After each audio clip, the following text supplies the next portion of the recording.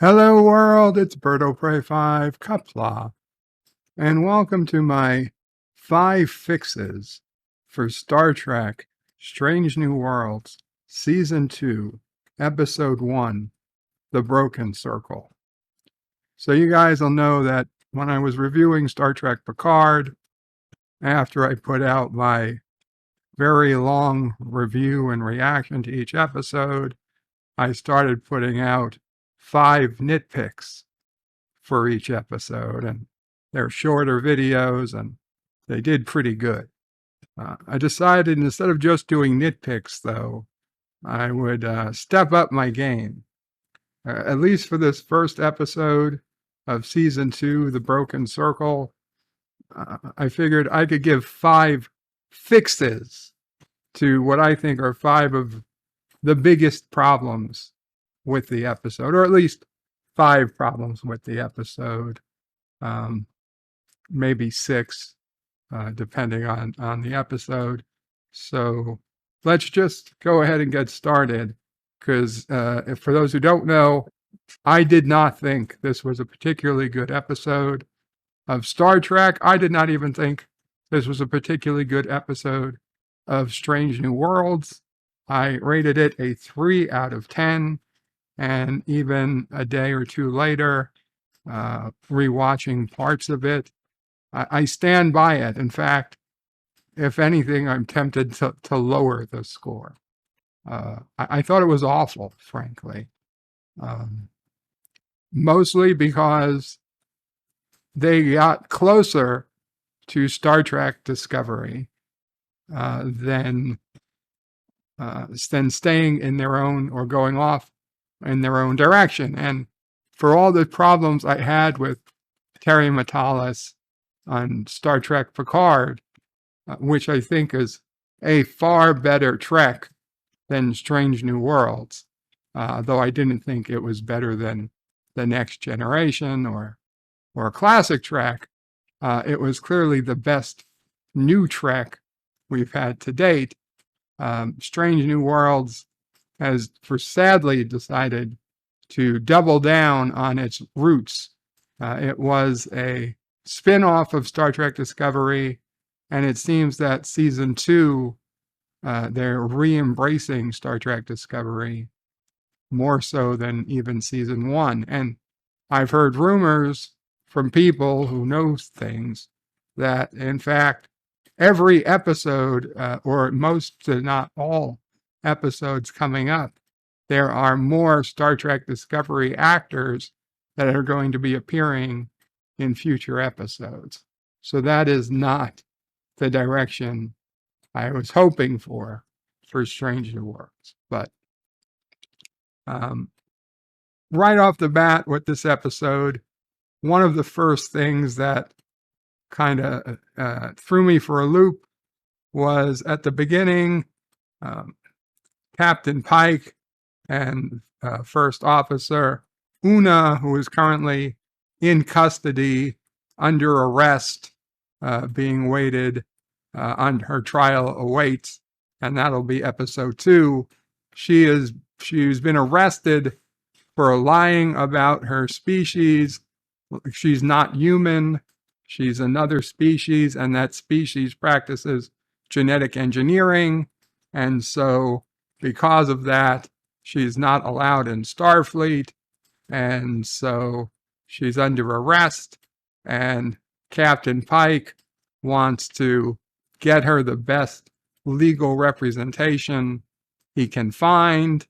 You know, basically the Johnny Cochran of the 23rd century, I guess, 22nd century. And no, the year is 22, so it's the 23rd century, right? The 23rd century. So the Johnny Cochran of the 23rd century, who, of course, just happens to be a woman, but whatever. Yeah, at the beginning of the episode, I didn't even bat an eye because, yeah, why not? 50-50, best lawyer of the galaxy was either going to be a man or a woman. Fine, it's a woman. I don't care. Not a big deal. But he has to go find this woman, and he's going to talk to her in person. And the big problem was, well, she's on the other side of the quadrant. And I understand that that doesn't mean the entire length of the alpha quadrant or beta quadrant. That the Federation probably only at this point maybe takes up a third of the full size of the alpha quadrant by length or height, or, well, not height, by length or width. So, the other side of the quadrant really just means the other side of the Federation. But even still, regardless, it's quite a distance. And it should take a considerable amount of time for a Starfleet ship to transit the entire length of the Federation, especially if it's in a shuttlecraft and not the Enterprise itself. But they said that it would take him 3 days to cross the entire quadrant to find this lawyer that he needs to reach in person. And to which Pike himself said, actually, which is probably the first and only time this entire episode a man corrected a woman. Again, it's not something I even would have thought of, except for the fact that for the rest of this episode, they pounded into us that men are always wrong. So this is the one and only time, probably the entire season, that Pike will get to be right, assuming he is right. But Pike says his newer shuttles can cross that distance in only 2.5 days, not 3. So if they could travel that far, that quickly, even in a shuttle, I mean, not even the Enterprise, like just a shuttlecraft, then the size of the galaxy literally means nothing. Okay? Voyager should have been able to get home in a couple of weeks. A couple of weeks tops. And you can all yell, oh, Star Trek 5, they made it to the center of the galaxy in a couple of days or whatever. And you're right. You're absolutely right. They did. But you know what? That's why Star Trek 5 is universally recognized as one of the worst movies, if not the very worst movie to come out. Not because of that specifically, but because of problems like that. Okay, we all agree that was a mistake. That's not how things work. That's not how the Star Trek universe works. There have been mistakes in episodes where, a bad writer doesn't have the understanding of distances and just how big the galaxy really is, and how, it's supposed to take weeks, even at high warp, to get from Earth to Deep Space Nine. It's not supposed to be something you can do in a day or even a week. It's got to take time. But sometimes somebody screws up and the math doesn't work. But those are few and far between. We are like 3 minutes into this episode, and already Pike is saying 2.5 days I'll be there. And it's just like, why? Okay, here's the fix. Why put this person on the other side of the galaxy or the quadrant? Okay, she could be nearby. It doesn't hurt the story to say, oh, you're going to go get Johnny Cochran? Well, he's just, a couple systems over. You can do that in a shuttle. It shouldn't take you more than 2.5 days. And Pike could be, you're absolutely right. That's what I'm going to do. I'm going to go find Johnny Cochran, and I'm going to get him to represent you. And he's going to say, if the genetic gloves don't fit, you must acquit, and you're going to be back on the Enterprise in 2 weeks. And that's what he could have done. And it wouldn't have hurt the story a single bit. there was no reason to advertise the distance that he had to travel in 2.5 days. So that is fix number one. Just don't make it the other side of the quadrant. Just make it a short distance. Say, oh, he happens to be in the neighboring star system. Works for me. I'm sure it works for the story. Why cause a problem?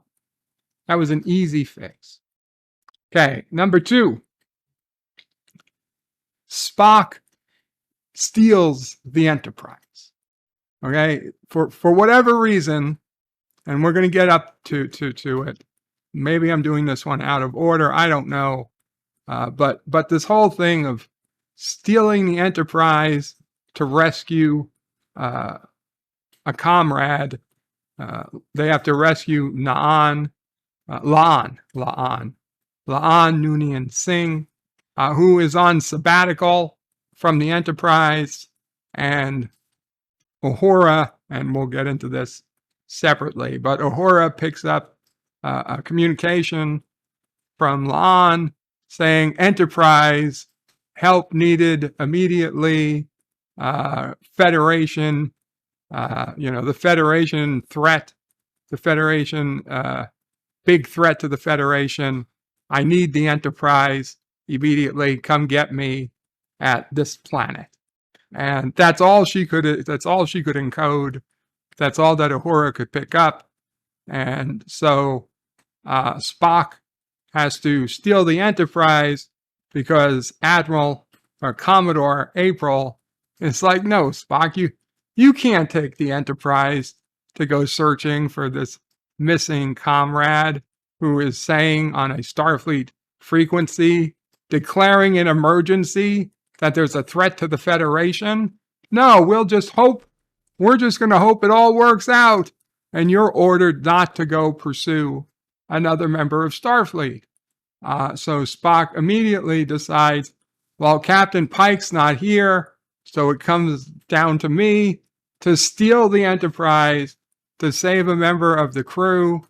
And Spock gets all the senior staff together, seemingly in Pike's quarters. Like they go into Pike's quarters because I guess even though Pike's not there, it's the designated meeting place for clandestine missions. And every one of the senior staff is completely on board, of course, for stealing the Enterprise. And so they do, and they successfully steal the Enterprise. And of course, everything works out. And at the end, Spock has to confess, to Commodore April when they're on their way back after a successful mission, and he saved the Federation. He saved a war from starting, and of course, Commodore April at the end doesn't penalize Spock in the least. He just says, well, your hangover, we'll call that punishment enough, but don't let it happen again. When in Star Trek III, even though Kirk and crew ended up saving the entire planet Earth from the whale probe due to his actions, and saving Spock due to his actions of stealing the Enterprise, he still got at least demoted. There was still at least some form of punishment for him, right? They said that, due to certain extenuating circumstances, meaning saving the entire planet, they dismissed the charges against everyone else, Sulu and Chekhov, Uhura, that was the second time, apparently, she stole the Enterprise, if this is to be believed. And everybody else, although Spock was there, he wasn't charged with a crime because Spock was dead. How could you can't charge Spock, but he stood with his shipmate. Anyway, the point being, even after saving the planet, Admiral Kirk still got officially demoted. He got demoted from admiral back to captain. There was punishment. Spock doesn't get even the slightest punishment except a headache. A headache. That's the punishment he gets. So my fix for this is, why steal the Enterprise? There was no reason to steal the Enterprise. It didn't play a fact in this episode. It didn't make the episode better. Okay? They could have just, Commodore April could have been like, hey, we received this, we received this communication from La'an, and you should go. I know Pike isn't here, but he put you in charge of the Enterprise, and the Enterprise is the only Starfleet in the immediate area. So it's your, we trust in you, Spock. You're going to have to go check up on this. And, I know you're not fully comfortable with command, but, you're Starfleet. You're in charge currently of the Enterprise, and you're going to have to figure it out. You've got a great crew. You've got people who can support you. If you really need us, you can message us, but try not to, because you don't want to give away your position to the Klingons. But, we're behind you, and you should go. And that would have been a very good, positive, uplifting message that would have been just as good to watch. And we have a Commodore who is not an evil asshole for the first time. We actually have a Commodore who thinks logically, who's like, yeah, go help a Federation, a Starfleet member needs help. Go check on it. Go, God, save us. See what they need. And that would have been great. And instead of gathering the entire staff in Pike's quarters to brief them on stealing the Enterprise, Spock could have gathered them, even if it was in Pike's quarters. And instead of briefing them on, oh, we're going to steal the Enterprise, is, oh, we've got to go save our friend. And it's up to us to do it. And I know Captain Pike isn't here, but I know I can trust all of you to give it your all. And, we will get through this kind of thing. Spock could have given an uplifting, motivational speech, and everybody could have been like, yeah, hell's yeah, we're going to go help our friend. And that would have played even better than, yeah, let's steal the Enterprise. And now, by the fact that they, quote unquote, stole the Enterprise in this episode, it chips away at Star Trek 3. And that's the problem with New Trek. Everything they do, they try to find a first, and it undermines all the Trek that comes after it, right? I mean, and that's the biggest problem with Discovery, and it's the biggest problem with Strange New Worlds now. And it's being done on purpose. I know this. If you don't understand that it's being done on purpose, then, bless you, but it is. It clearly is. And, you don't have to cheapen Star Trek 3 to make a decent Star Trek Strange New Worlds episode. It would be even better episode to do it this other way. And it would save us from the fact that, oh, by the time the Enterprise is stolen in Star Trek 3, it's not new, it's not novel. It's not the first time Uhura is going to be part of stealing the Enterprise. In fact, you could say they should have expected it to be stolen by Star Trek 3 at this point. And there really were no consequences.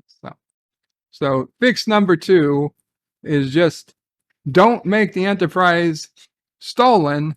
Let Spock work with Commodore April and make it a sanctioned mission. And it would have been even better. Problem number 3, and this spans multiple scenes, but the basic situation is every woman has to show they are better off than the men on the bridge.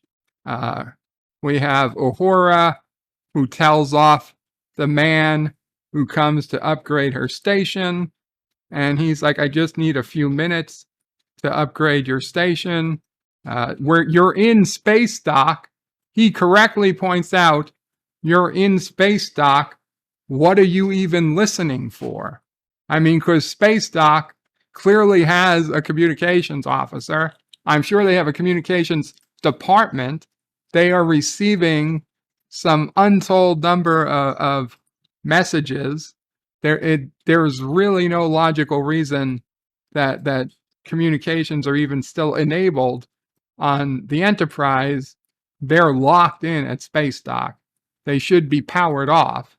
But Uhura gives some story about, it's my station, and I say what goes, and, you're going to have to just give me time to do a backup station. Well, Uhura, if you needed time to do a backup station, and you knew this was scheduled, why didn't you do the backup station first? But there's nobody there to correct her. There's nobody there to take charge. And so she bullies this guy away. And the other women all give her that proud, like, yeah, you tell him. Don't let no man tell you what to do. And if it was just that, maybe. But then also Ortega's, who I actually like as a character, she also has to tell off a guy who is just trying to do his job.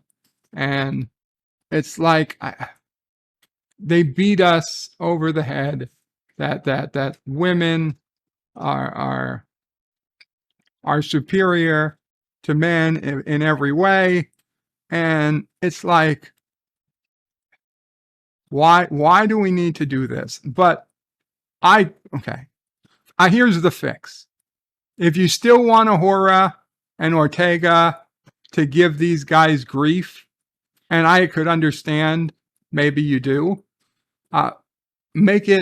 give me a better reason. And here's the better reason. One line that Uhura has to say to Ortega, or Ortega has to say to Uhura before either of the men come over is, remember Captain Pike's standing order. Don't make it easy for them to upgrade the ship. Because remember, way back from Discovery time, Captain Pike hated the ship being upgraded. They upgraded it to the holograms, and it ruined the ship. And he got so angry, he had all the hologram emitters removed from the Enterprise. So it is very believable that Captain Pike would have a standing order that he demands his officers make it as hard as possible for Starfleet to upgrade his ship. Okay? Now that gives me a very believable and good reason for Uhura and Ortega's and Mitchell, all these women on the bridge, a very believable reason as to why they're being assholes to these guys coming in that are just trying to do their jobs. Okay? It's captain's orders. And it's a believable captain's order. And it would just make me feel so much better to say, okay, well, they're doing what captain ordered them to do. They're not really assholes. They're just playing assholes because they're basically under orders to not make it easy for the people trying to do the upgrades. And it's nothing personal. It's just They're just following orders. I would much prefer that. So that's the fix for number 3, is just have Captain Pike's standing order. Don't make it easy to upgrade his ship, because he already got screwed over once when they tried to upgrade his ship. Number 4. Actually, no. Okay. One more of 3. I'm going to tack it on because it's still a women are better than men issue. La'an, who is a descendant of Khan and supposedly has, I guess, not enough augment genes to be considered an augment, and therefore she's perfectly allowed in Starfleet. But for some reason, La'an can drink Klingons under the table. That right on the planet, La'an is drinking blood wine with a Klingon. Presumably, they're both drinking cup after cup after cup of blood wine. And at some point, the Klingon can't drink anymore. La'an still can. The Klingon takes one final gulp and ends up going off camera to vomit. And so La'an easily wins. And like, okay, so La'an won, but how? How does a human woman beat a much larger Klingon man at a drinking game? First off, as a human being, even if it was a man, right? Even if it was Captain Pike himself, biology should win out, and the Klingon should be able to outdrink a human, regardless of gender, by a factor of 5. It's not even close. In Deep Space Nine, when Captain Sisko O'Brien, the human Odo, he wasn't a shapeshifter. This was the half a season. He was a human being, and and Worf, but obviously Worf is Worf. But so O'Brien, Sisko, and Odo have to go undercover as Klingons to go find the changeling, and they have to drink blood wine, barrel of blood wine after barrel of blood wine. The doctor needed to give them some type of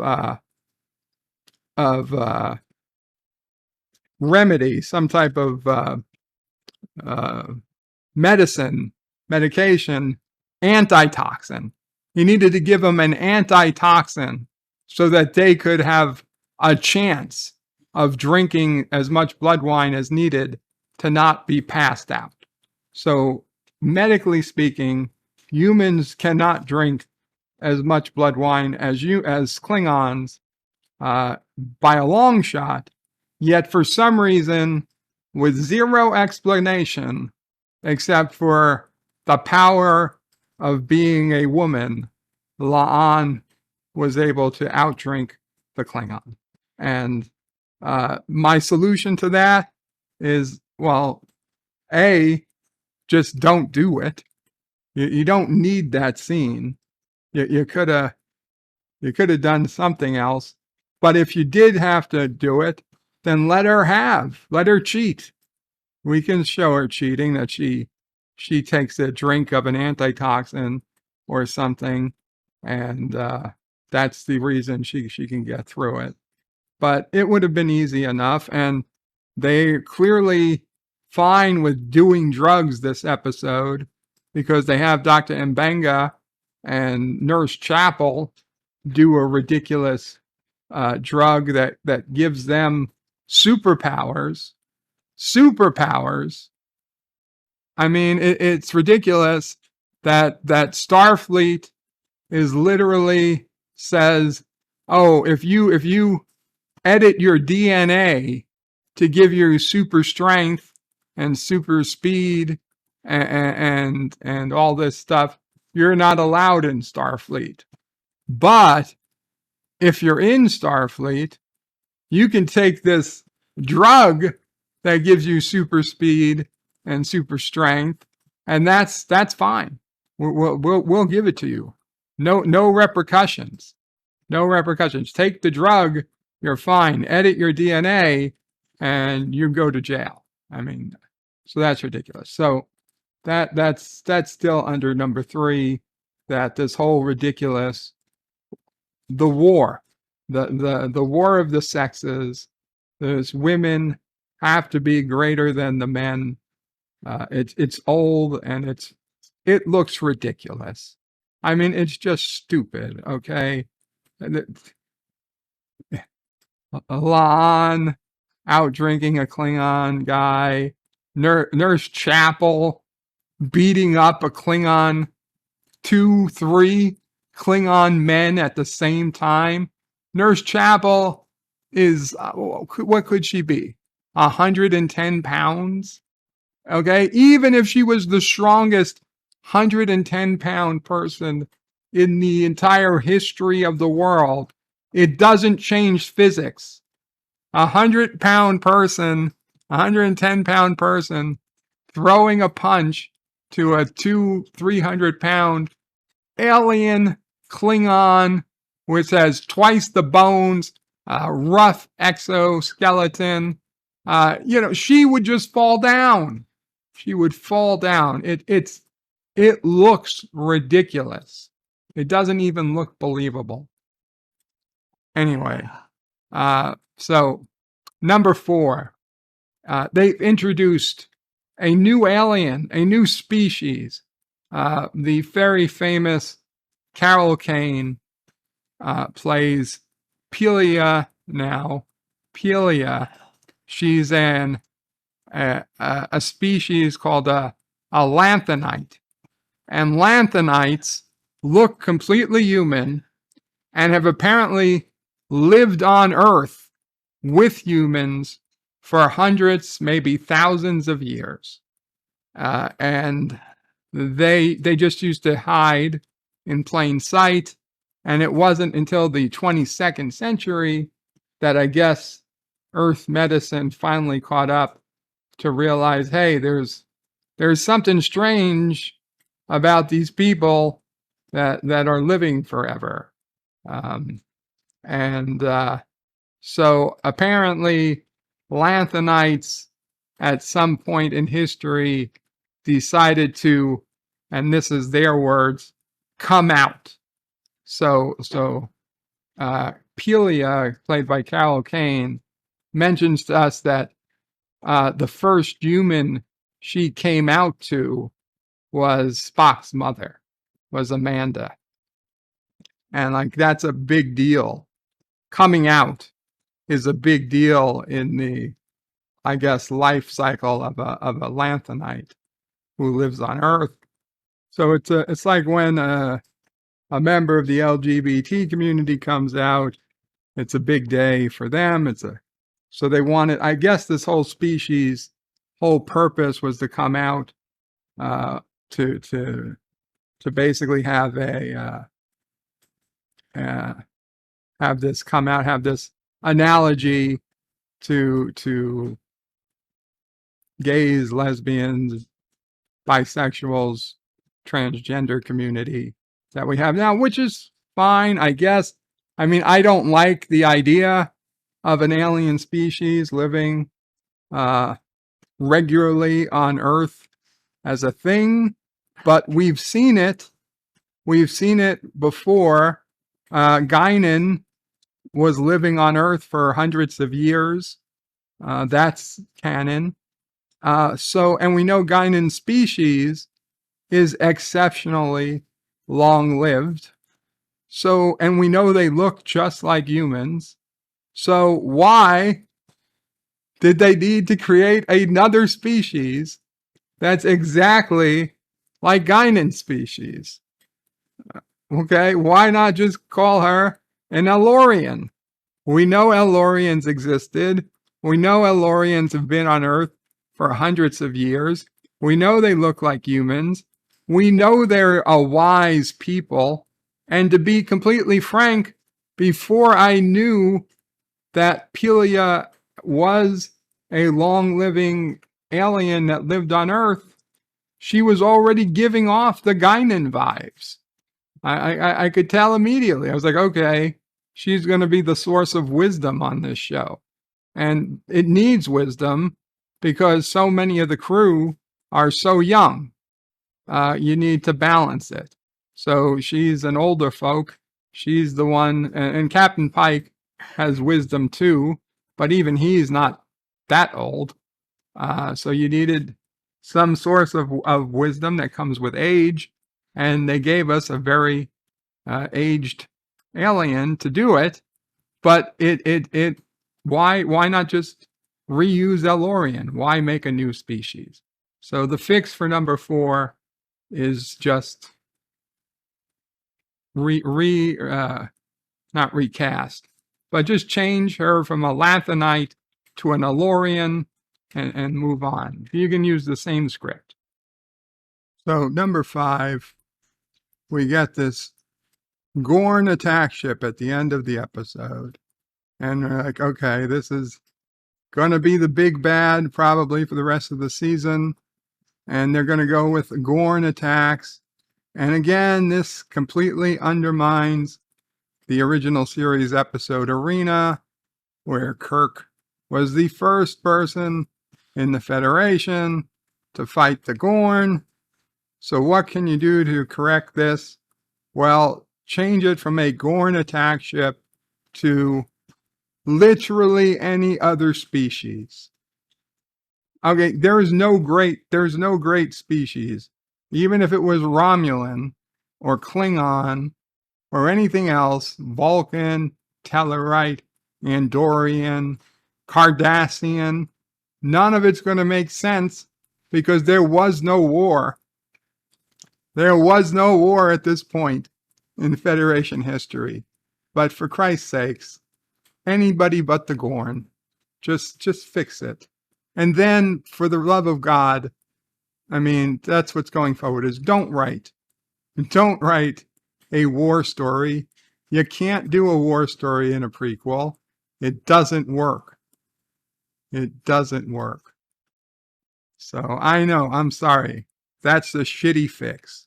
But there's some things you just can't fix away. But I hope the other 4 fixes at least would have made for a much, I'm not going to say it was a much better episode, but it would at least have brought this show from a 3 to a 6 for me. It would have made it at least a decent episode of Trek, and not the atrocity that I find it to be. I hope it helped. I hope you enjoyed some speculation on my part. If you like it, please make sure you subscribe, make sure you thumbs up. And if you dislike it, well, let me know what you disliked. Put a comment in the chat, please. With that, thank you all for watching. I'll try to be back again next week. Qapla all, bird out.